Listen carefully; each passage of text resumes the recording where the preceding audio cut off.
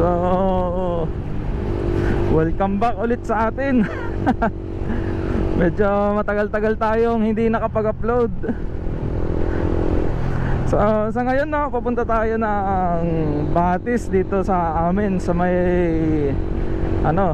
Aguilar. So ito sa Aguilar, sa sa Pangasinan.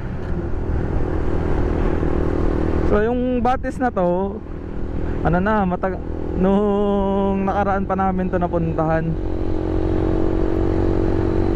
Ayan no.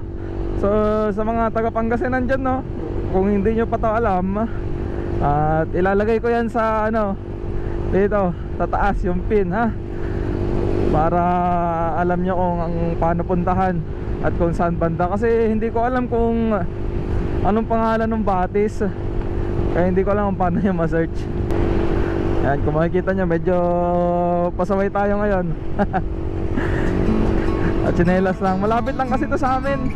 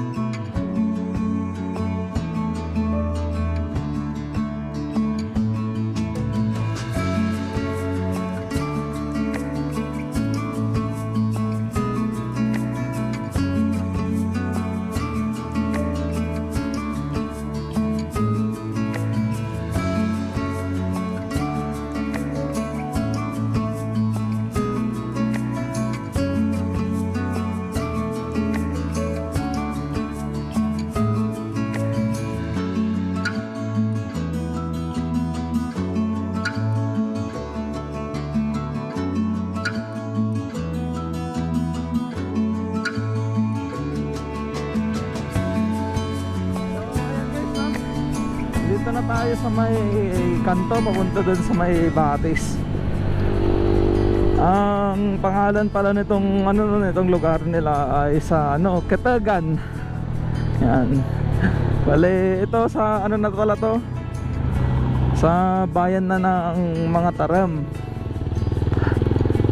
So kung galing kayo ng Bugalyon, yan, nasa kanan nyo to. Makikita nyo naman yung yung bundok. Doon kasi yung yung Batis.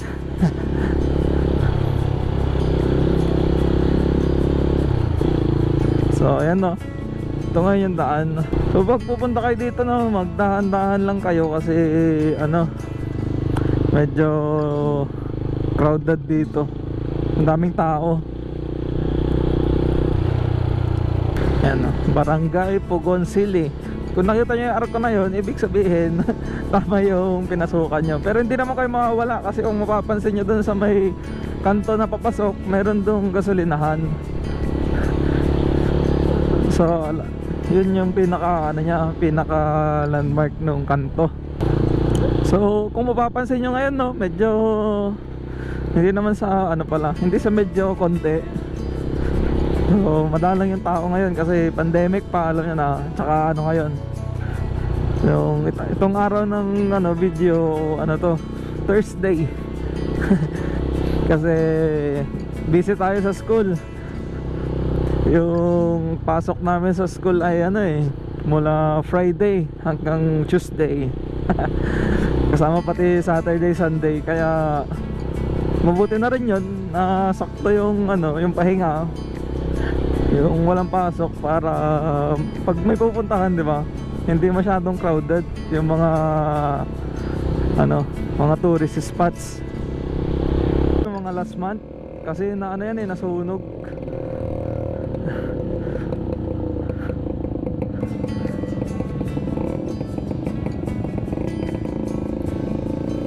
So yan, yung pagitan ng dalawang bundok na yan, dyan tayo pupunta. Ayan guys, kung nakita yung pinasukan namin kanina may naman doon, may nung parang palatandaan pa.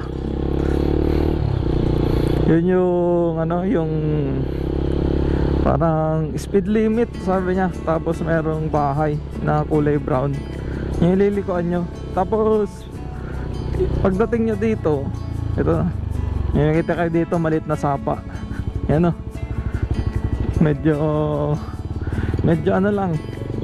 Yung sapa na yan, galing yan dun sa may ano lang din, dun sa Batis. Para yan sa ano, irrigation ng palay. So ayan o, ganda ng bundok o. So dito no, may ginagawa silang ano dito eh, may ginagawa silang daan. Hindi ko alam kung parang ganun sa daang Kalikasan. Pero kung tutuntunin nyo to, dito lang din yun. Kaso hindi pa siya sementado. Pagdating nyo dito talagang diretso, rough road.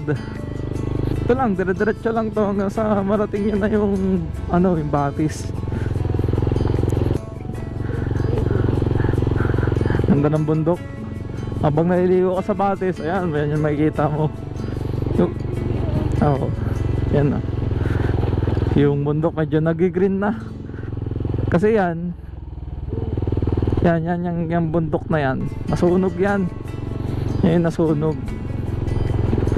Mabuti nga yan na, ano na, nag-green na oh.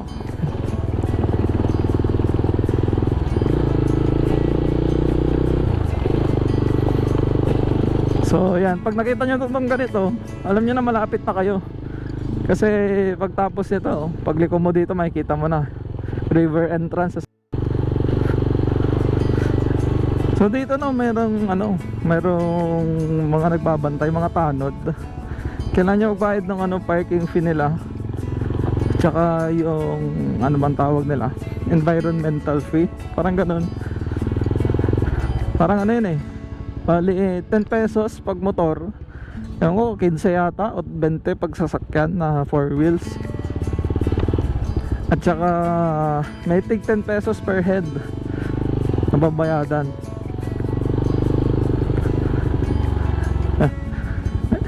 Yeah. Nadaanan mo dito pala yan.